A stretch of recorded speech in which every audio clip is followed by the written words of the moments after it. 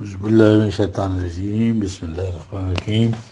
Engineer Owais دورانی عرض کر رہا ہوں. قرآن لیکچرز کے سلسلے میں آج ایک بہت ہی اہم موضوع ہے قرآن کا.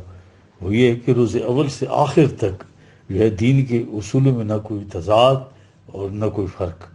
ٹھیک ہے، یہ قرآن دعویٰ کر رہا ہے جی. تو اس کو آیات کی روشنی ہم دیکھیں گے کہ شروع سے لے کے رسول کریم صلی اللہ علیہ وسلم تک جو پیغام دیا گیا وحی کی شکل میں، وہ سارا ایک ہی پیغام تھا. ٹھیک ہے. اب یہودیوں کا اعتراض یہ ہوتا تھا کہ اس میں اختلاف ہے، آپ جو بتا رہے ہو اور ہماری پاس جو کتابیں ہیں وہ ان میں اور قرآن میں کہا گیا کہ تمہارے نبی کی طرف جو نازل کیا گیا تھا اگر وہ تمہارے ہاں غیر محرف اور اصلی شکل میں ہو تو اسے میرٹ دین کے اصولوں کے اعتبار سے تو کوئی فرق نہیں ہوگا، اور میں بھی اس کا اتباع کروں گا. اور کتاب موسیٰ بھی تو اللہ کی طرف سے تھی. ٹھیک ہے جی. اب یہ ایک آیت ہے 28/51. وَلَقَدْ وَصَلْنَا لَهُمُ الْقَوْلَ وَلَقَدْ وَصَلْنَا لَهُمُ الْقَوْلَ لَعَلَّهُمْ يَتَذَكَّرُونَ. دین کے اصول قرآن یہ بتا رہا ہے شروع سے ایک تھے، ایک کڑی دوسری کڑی سے ملتی جاتی. ٹھیک ہے. وَلَقَدْ وَصَلْنَا لَهُمُ الْقَوْلَ. ہاں، یہ مسلسل کڑیاں ہیں، یہ مطلب ہے اس کا، جو شروع سے آخر تک چلی آ رہی ہیں، ان میں کوئی اختلاف نہیں ہے. تمہارے پاس جو کتاب ہے اس کی وجہ سے اعتراض اٹھاتے ہو، حالانکہ تم خود متعارف ہو اس بات کہ اس میں تعریف اور آمیزش ہوئی ہے. یہ اصل اسے میرٹ پر دیکھو. یہ کوئی بات نہیں ہے کہ بنی اسرائیل کے بجائے بنی اسماعیل کی شاخ میں کیوں آ گیا. یہ تو کوئی اعتراض والی بات نہیں ہے. اب اوپر کی آیات میں ان مسائل کا حل پیش کر دیتی ہیں جن کے حل میں انسانیت کی جو ہے تاریخ میں بڑے بڑے دانشور اور اہل مذاہب بھی سرگردار چلے آ رہے ہیں. آیت یہ ہے کہ ذرا اصلی کتاب تلائیں تو اس میں اور قرآن کے اصولوں میں کوئی فرق نہیں ہوگا. یا اس قرآن کو آن میرٹ دیکھو، اس کے کانٹینٹ دیکھو، اور اگر اس پر کوئی اعتراض ہو تو پھر بتاؤ ایکیڈیمکلی جی.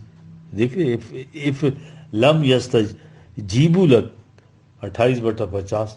اگر اس دعوت کے باوجود وہ رسپانس نہیں کرتے، فَإِن لَمْ يَسْتَجِيبُوا لَكَ فَعَلَمْ، تو پھر جان جاؤ.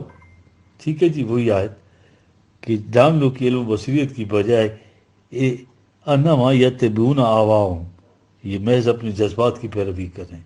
دیکھ رہے ہیں آپ. فَإِن لَمْ يَسْتَجِيبُوا لَكَ فَعَلَمْ انما یتبعون آواءهم. اس بے علم بصیرت استدلال اور شعور نہیں ہے، بلکہ محض جو ہے یہ ایموشنز کی پیروی ہے. تو یہ آیت کا آدھا حصہ ہے. جذبات پر تو سارے عمل کا انحصار ہے، اور دیگر مقامات پر ہواؤن کہتا ہے جو ہوا کی جمع ہے. ٹھیک ہے جی. جذبے کے بغیر تو کوئی کام ہو ہی نہیں سکتا. پتھر اور انسان میں تو یہی فرق ہے، ان جذبات ہی کا ہے. ٹھیک ہے جی. اب دنیا انسانیت میں ایکسٹریمز انتہا کے افراط و تفریط. افراط تو سیکولرزم ہے. تمام مغربی تہذیب کی بنیاد اس پر ہے کہ انسان بھی حیوان کی ایک شکل ہے. بسیج طبی زندگی، اس کے بعد زندگی کا کوئی تصور ہی نہیں ہے. زندگی کے لیے تمام عیاشیوں خوشحالیوں کے سامان اکٹھے کر لو، موت آئی تو معاملہ ختم. زندگی کچھ عناصر کا ظہور ترتیب ہے، ان میں اتفاقاً ربط پیدا ہوا اور زندگی آ گئی. موت کیا ہے؟ انہی اجزاء کا پریشان ہونا. پھر یہ مربوط اجزاء منتشر ہو گئے تو بسیج طبی زندگی ہے. تو پھر کس قسم کی حدود و قیود کا سوال ہی نہیں ہے، اکاؤنٹیبلٹی نہیں ہے نا، ڈر خوف ختم ہو گیا. بس ان جذبات کا اتباع کرتے جاؤ. یہ تصور جو ہے نا، ایپیکیورس یونانی جو فلاسفر تھے، یہ 271-270 BC میں اس نے پیش کیا. ٹھیک ہے. ایپیکیورینزم کہتے ہیں اس کو ایپیکیوریت کہتے ہیں. ایپیکیورینزم، ایپیکیوریت. اب جو دوسری انتہا تفریط ہے یہ تصوف ہے. تو جذبات کی مکمل ان کو تو ختم ہی کر دو، نفی ہے. یہ بھی یونانی فلاسفر کا ایک گروہ تھا، اس کو شاکین کہا جاتا ہے. ان کے مطابق دنیا میں ساری تباہیاں جذبات کے ٹکراؤ سے آتی ہیں. اب ان جذبات کو ختم کر دو تو اس نصف خوشی کہا گیا. یہ دونوں تحریکیں نظام و فلسفہ زندگی اس زمانے سے پیرل چلی آ رہی ہیں. ان کا نام اور شکلیں تو بدلتی ہیں لیکن ان کا اصل وہی یونانی فلسفہ ہے. ٹھیک ہے. سیکولرزم کی تباہیاں دیکھیں نا، بربادی اور تباہی پہلے تو یہ افراد میں ہوتی تھی، اب یہ اقوام میں آ کر ساری دنیا کو جہنم بنا دیا گیا. اس کے برعکس دوسرا جو ہے تصوف والا، جذبات کو فنا کر دو تو آدھی دنیا تو پیرالائز ہو گئی۔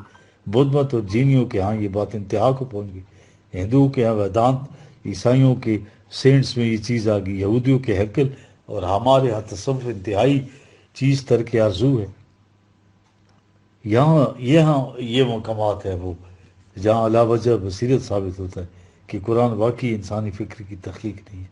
یہ کتاب نیست جسے دیگر 1400 سال کی پیشتر کی تاریخ میں دونوں انتہائیں متوازی چلی آ رہی تھی اور اب تک چلی آ رہی ہیں۔ درمیان میں وحی کی روح سے ایک حیرت انگیز اعلان آ رہا ہے کہ قرآن کے نزدیک جذبات کا مقام کیا ہے، اور اس کے ساتھ ہی اس سے منسلک اہم مسئلہ کہ جرائم کیوں وجود میں آتے ہیں اور ان کو روکنے کا طریقہ کیا ہے جرائم کو۔ اب ان جرائم نے تو عالمگیر حیثیت اختیار کر لی، تمام مہذب ممالک ان کے ہاتھوں لرزاں کہ یہ کیوں اور ان کو کیسے روکا جائے۔ غور کیا کتنا اہم مسئلہ ہے، قرآن کے صرف 2 الفاظ نے سارا مسئلہ حل کر کے رکھ دیا۔ یہ ہے اس کی صداقت کا ثبوت کہ یہ انسانی فکر کی تخلیق نہیں ہے۔ ٹھیک ہے، قرآن کی روح سے زندگی پستی سے مختلف منازل طے کرتی ہوئی ارتقائی طور پر پیکر انسانیت میں پہنچتی ہے۔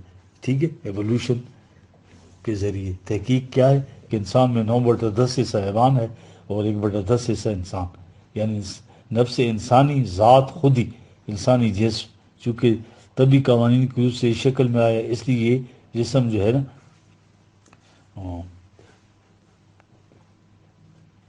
طبی قوانین کے تحت آتا ہے۔ آج یہ اعتراف ہو رہا ہے کہ 1/10 حصہ نہ طبی جسم کی پیدوار ہے نہ طبی قوانین کے تابع، لہٰذا انسان اور حیوان میں جو مابل امتیاز چیز یہ 1/10 حصہ ہے۔ یہ ہے سارے گھر کا مالک، ماسٹر آف مائنڈ، ٹھیک ہے، ماسٹر آف ہاؤس۔ زندگی جہاں بھی ہے اس کی بنیادی تقاضے 2 ہی ہیں، تیسرا بھی شامل کرتے مگر بنیادی 2 ہی ہیں۔ ایک تو ہے سیلف پریزرویشن،